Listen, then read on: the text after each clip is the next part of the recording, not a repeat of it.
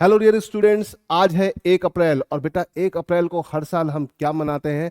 हम उड़ीसा डे मनाते हैं। आज ही के दिन उड़ीसा का फॉर्मेशन हुआ था। तो उड़ीसा डे हम कब मनाते हैं? 1 अप्रैल को। आइए जानते हैं उड़ीसा डे से रिलेटेड कुछ इंपॉर्टेंट फैक्ट जो मे बी आपके पास आपके एग्जाम पॉइंट ऑफ व्यू से बहुत ज़्यादा इंपॉर्टेंट हो सकते हैं। तो बेटा सबसे पहली चीज़, उड़ीसा डे हम हर साल कब मनाते हैं?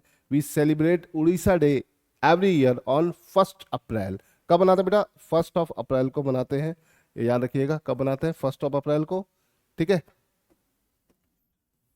उड़ीसा का पुराना नाम क्या है बेटा? उत्कल है। उत्कल। इसे उत्कल दिवस के नाम से भी जाना जाता है।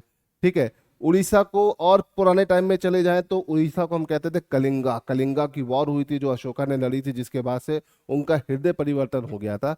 तो ये वही कलिंगा है ना। और उड़ीसा में ही मिलेगी आपको कलिंगा यूनिवर्सिटी। ठीक है।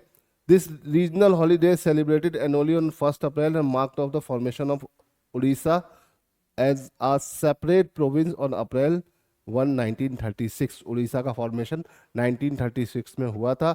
Orissa lost its independence in 1568 with the death of the last king Gajapati Mukund Dev. तो भैया उड़ीसा का लास्ट किंग या रूलर कौन था? मुकुंद देव था, उन्हें याद रखिएगा।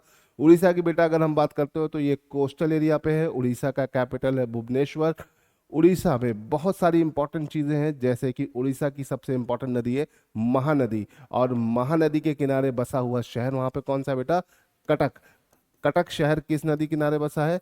तो महानदी किनारे बसा है। इसे याद रखिएगा। उड़ीसा की अगर हम बात करें तो स्टील के लिए बहुत फेमस इलाका है, क्योंकि ये आपका छोटा नागपुर, झारखंड, बस्तर, इन सब एरिया से कनेक्टेड है। तो ये एक रिजर्व एरिया है कोल के लिए भी और मिनरल्स के लिए भी। तो छत्तीसगढ़ बहुत सॉरी उड़ीसा हमारा बहुत ही इंपॉर्टेंट इलाका है हमारे देश के इस पॉइंट ऑफ व्यू से, और कोस्टल एरिया पे भी है। उड़ीसा की बेटा अगर हम बात करते हैं तो वो कहाँ मिलेगा आपको?